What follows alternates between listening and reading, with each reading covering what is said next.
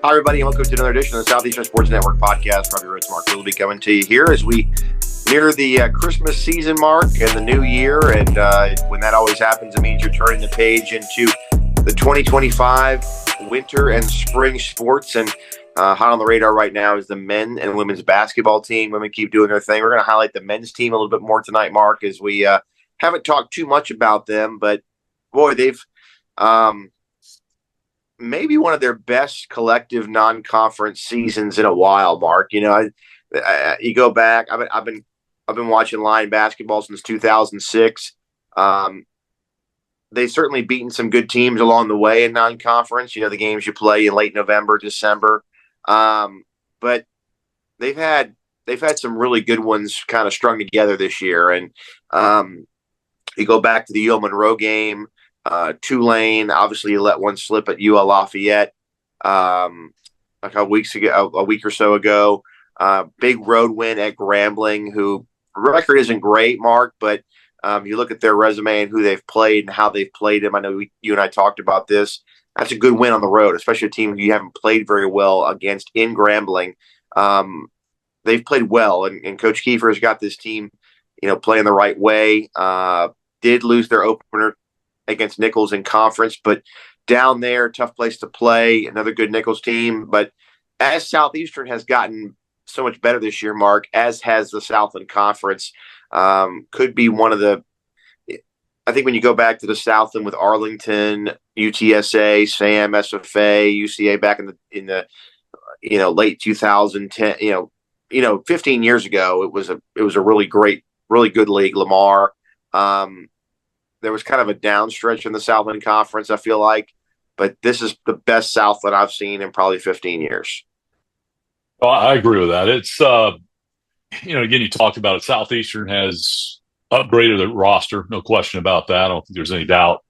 But this is NIL. It's a deeper roster. You have some impact players on this team. That's not to discount some players the last couple of years. Roger McFarland, who actually left in the portal and went to Boston College, but you bring in a Sam Hines, who right now, if you look at it on paper, is probably 1, 2, or 3 in running for Player of the Year. If you talk about what they've done in non-conference in the Southland Conference, I think he's 5th in scoring by just fraction of a percentage point, and he's 1st or 2nd in rebounding in the league right now, and that's all Division I schedule so far. So.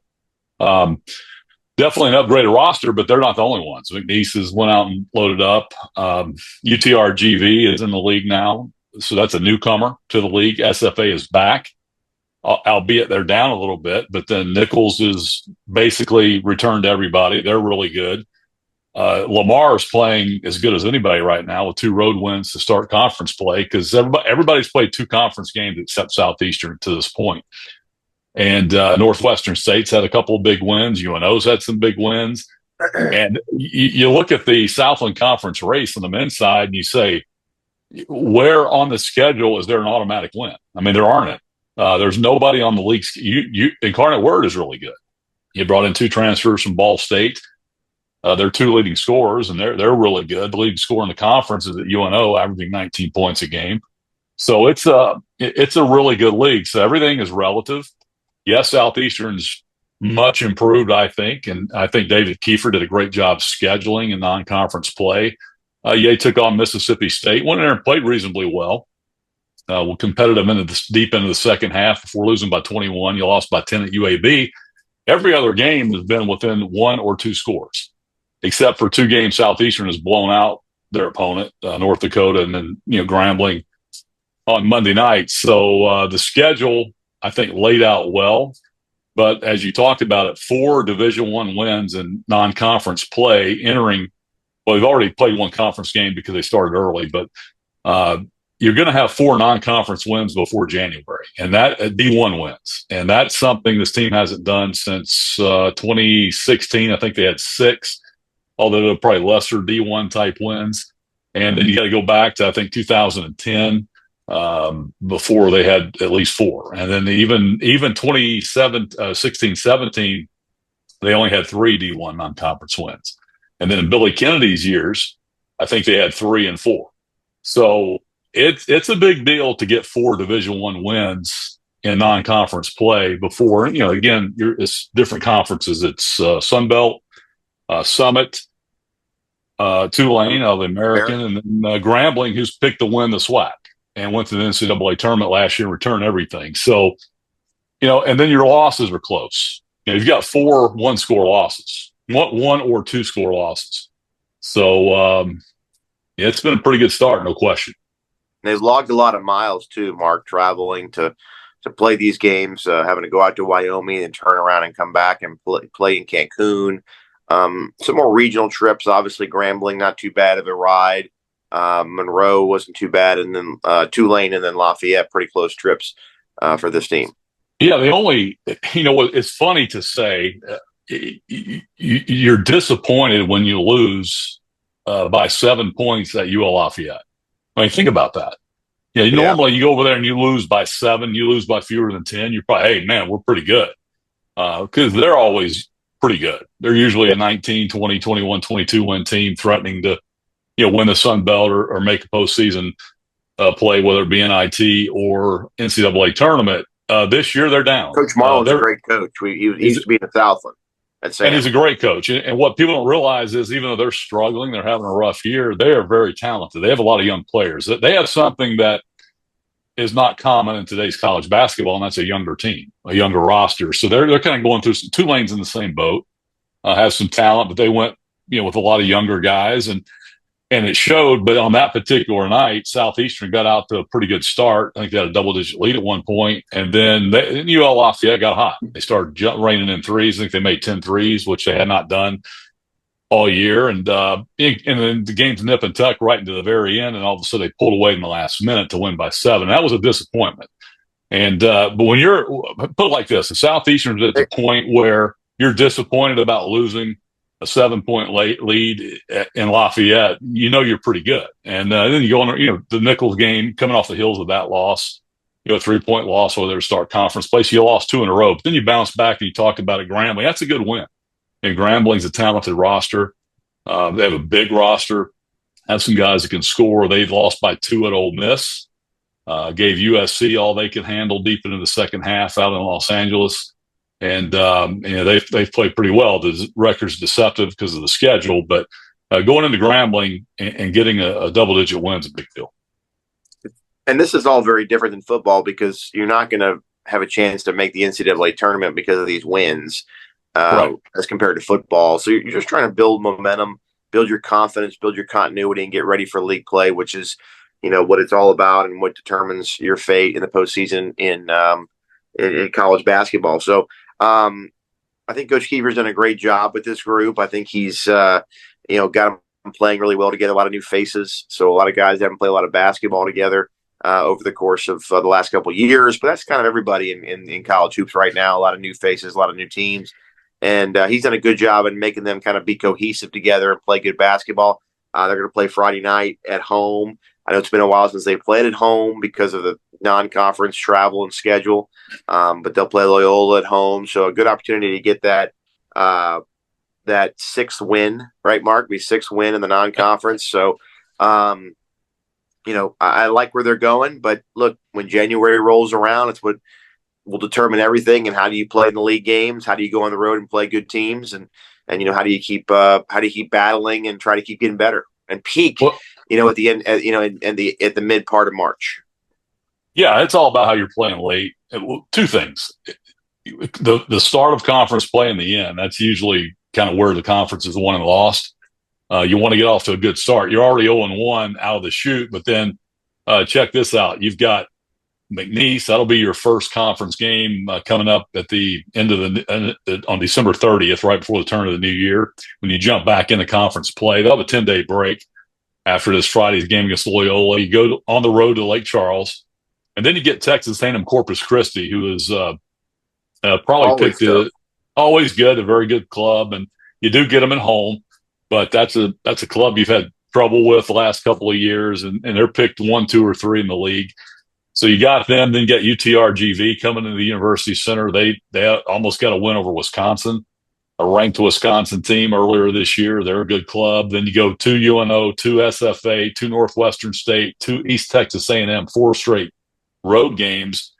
and then you get UIW at home. So really, there's no room to come up for air in that stretch. So you better get off to a good start. If not, you're going to be looking up at the leaders, and you want to be in that mix. But like I said, this is kind of a hatchet league this year. I think everybody's pretty equal. I mean, McNeese may have a little bit more raw talent than everybody else, but everybody's got 2 or 3 horses, at least one for sure, and some guys can go get a basket, some athleticism. Everybody's got a fairly good depth, and there are no easy outs. And I think most games are going to be close. You'll get a few blowouts here and there because that's college basketball, but there are no layups in the Southland Conference. That hasn't always been that way.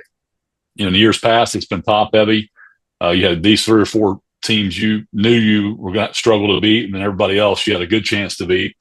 Now it's not that way. So, it's great that you have a chance to be 6-6 coming out of your non-conference schedule, but boy, the conference is going to be tough.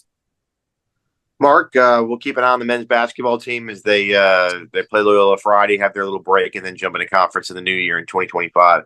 Mark, the portal is hot. It's the talk of all sports media, I think, social media, about what's going on, who's getting who in the portal. I think you continue to see the separation in college sports, especially college football, with the portal, and who can throw their weight around financially to attract the best portal players. You see Bauer Sharp making another move. He's on the way to LSU now from Oklahoma. He was the leading receiver for the Sooners last year and jumped back in the portal with 1 year to play, and then, from what we understand, got $500,000 to go play at LSU. So we were kind of jaw dropped last year with what Oklahoma gave him. I think like a truck and like $5,000 a month or something like that. He gets $500,000 now to go to LSU. That's chump change now. That's chump change. I mean, that's crazy. Another guy that was a former player here, Ian Connolly Goodley, jumped in the portal again. He went to Leaving Troy, where he did make an impact at a couple different occasions last year. So for the Lions end, not a huge portal headlines, I guess you'd say, so far, Mark. There's still time left. I think, 9 or 10 days left until the portal will close. You have the extended period for the playoff teams. So I would imagine come Sunday and Monday after these playoff games, Friday and Saturday night in the FBS, you'll have some players jump in the portal there. So the big headliner is Antonio Martin Jr. There was some speculation he was going back and forth trying to work out an NIL deal with Southeastern. He has decided to go into the portal, and so we wish him luck and hope he can find a landing spot. And a couple others that we'll keep here that keep to ourselves, I think, that are being negotiated to keep here in Hammond, and we hope that continues to go good. Yeah, again, I don't know where to start, but let's start here.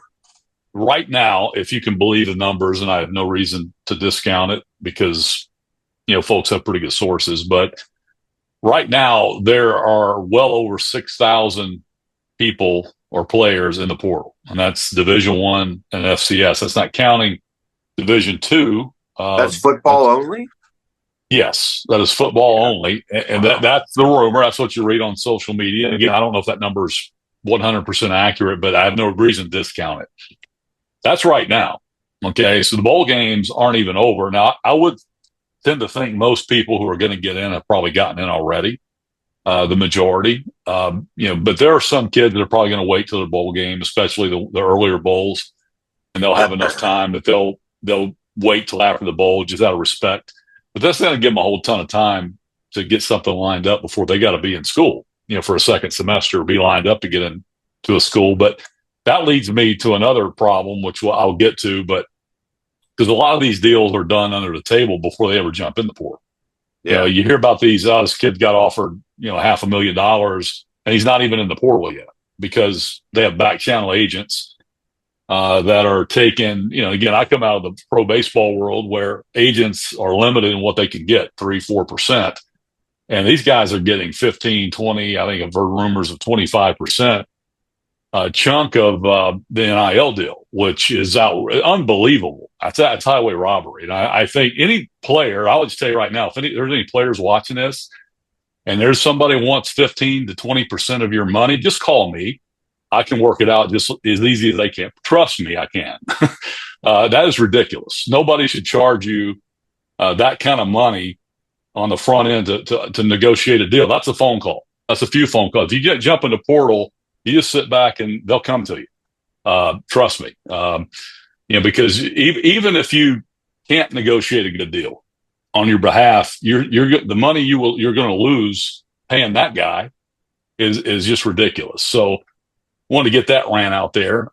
You shouldn't be paying anybody more than 3-4% of anything to negotiate a deal for you. 10 at most, but not 15, 20, 25. If those rumors are accurate, that blows my mind. But where was I going? I lost my train of thought. How about the portal guys jumping in? There are 6,000, probably going up towards 7,000. I don't know where it's going to stop as far as the number goes. And I did the math on it. I think if every Division I school and every FCS or every Division I FCS and FBS school got an equal distribution of players in the portal, you're getting 17 new players at least. Well, that's not necessarily going to happen. Nobody's going to take that many. There'll be some may take 25. But what I'm getting at is there's going to be new players coaches that are that are new to a program and had a lot of kids. Right. Like USM probably takes a bunch of kids out of the portal. It may take 20 or 30. What I'm getting at is there are going to be players available. And now, the good ones are going to filter up to the top, no question about it. Those are the ones going to get the big deals. But there are going to be some guys that were injured, maybe just in a bad situation somewhere that didn't get a lot of play that you're going to stumble on. Southeastern got them last year. Keydrain Callaghan comes through the portal. You get a Warren Peoples through the portal. You get two impact players who were kind of just, not really highly thought of coming out of the portal. So those kind of players will be available. Southeastern will get some of those if they want. And, hearing rumors, I think it's on social media tonight that may have landed a quarterback who's started, 2 Division I schools coming in. So already making some moves there. And they've had some offers out to some other guys. But, so Southeastern will target and get probably some pretty good players out of this mix. And I think that's the upshot of it. The downside is we've created a system where there is an incentive, and we're seeing guys do it. There's kids that we know that are jumping in the portal every year because they're just going to, all right, I'm going to get paid. I'm going to go get paid again. I'm going to go get paid again. I'm going to get paid again. You got guys that have jumped in the portal 4 times and getting paid by 4 different schools and basically bidding against, and you can't blame them because the system is set up that way right now. But that's not what amateur football and college football or college sports was designed as. But that's what it's become, and that's what's sad. And it's just not sustainable. It really isn't. Now, maybe at the highest levels where you got billionaires writing checks, and you've got these graduates at some of these schools that have unlimited amount of money. Yeah, that's fine. But Southeastern is not in that position.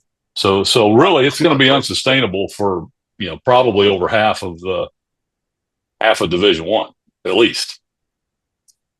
Yeah, it's a tough situation here. We'll watch closely as what the Lions do. I did see the quarterback put on social media that he had committed to Southeastern. We'll see if that plays out the way it looks to be playing out on social media. Looks like UIW is going to get Giovanni McCoy, who played here 2 years ago from Idaho. He was at Oregon State. He went in the portal last year. Was at Oregon State. Looks like he's going to land at UIW. So a familiar face. You're starting to hear. You're starting to hear some of these coaches be able to go out and give their press conferences, given bowl update practice press conferences. And I've heard them talk. I've heard them talk about the portal, and they're just saying it's, every year we think it can't get any worse than it is, and the next year it's worse. And which is the dysfunction, the Wild West mentality that is with what's going on out there. Yeah, I'm trying to think of a good analogy. There are some I probably can't really say on a podcast, but basically nobody likes it. I don't think anybody wants this system except for the guys that are agents. That are the portal agents. Those guys love it because what they do is they go, they look and they scout everybody's roster. and they look at, okay, this guy's pretty good. This guy's pretty good. Yeah, I can market this guy. I can market this guy. And all of a sudden they goes to, hey, how much can I get for this player?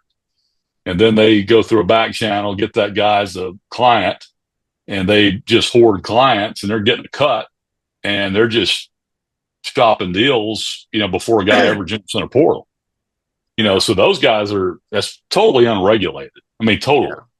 And I think something's got to happen. At least MLB, NFL, NBA, the players' union, collective bargaining, basically regulates how agents can operate. You have state laws that you have to be certified to be an agent.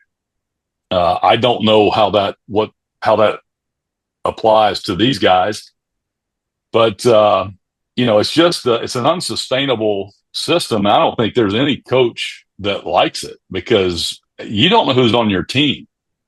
The only coaches I think that like the portal, Mark, are new coaches.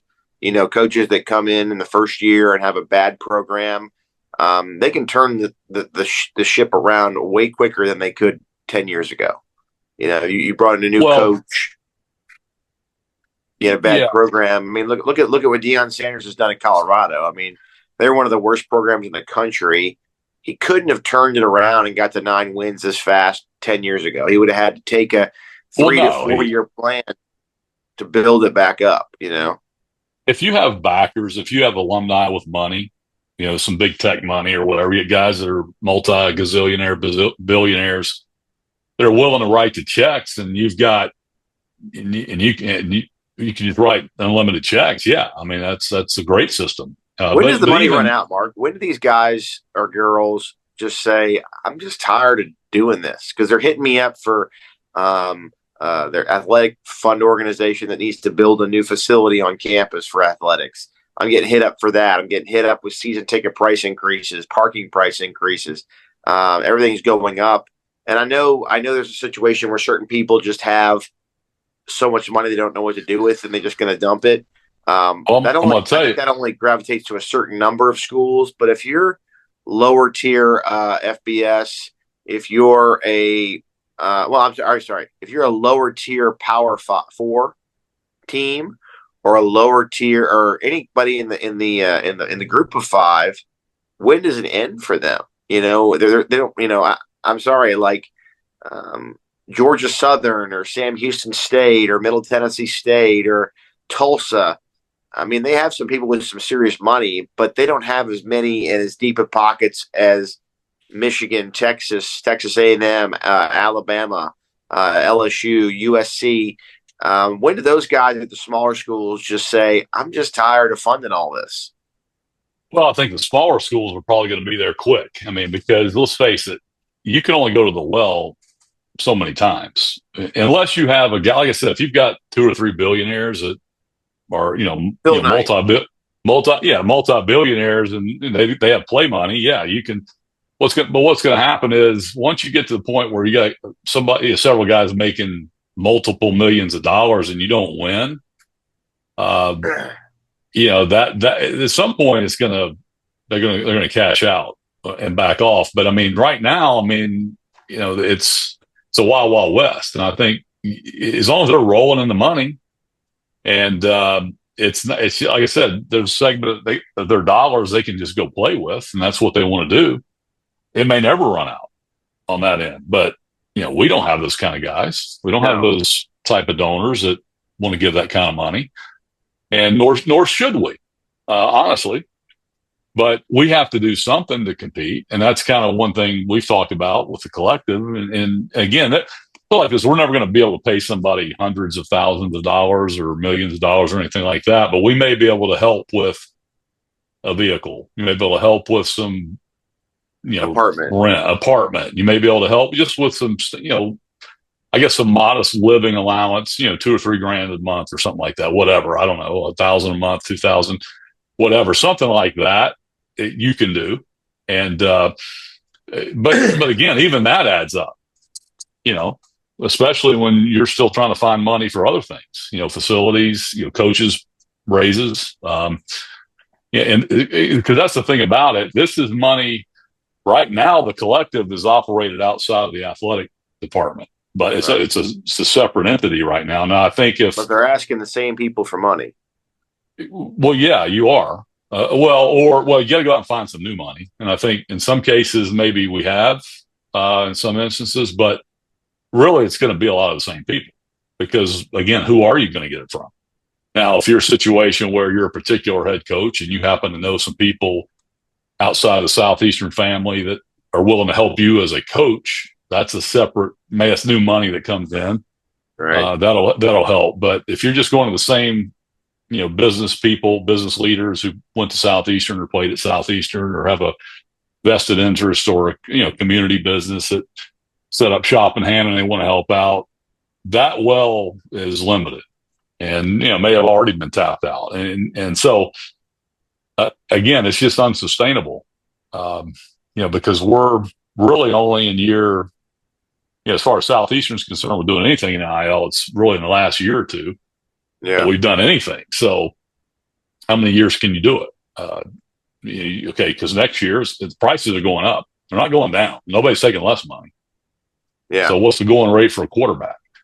What's the going rate for, any kind of starter, right?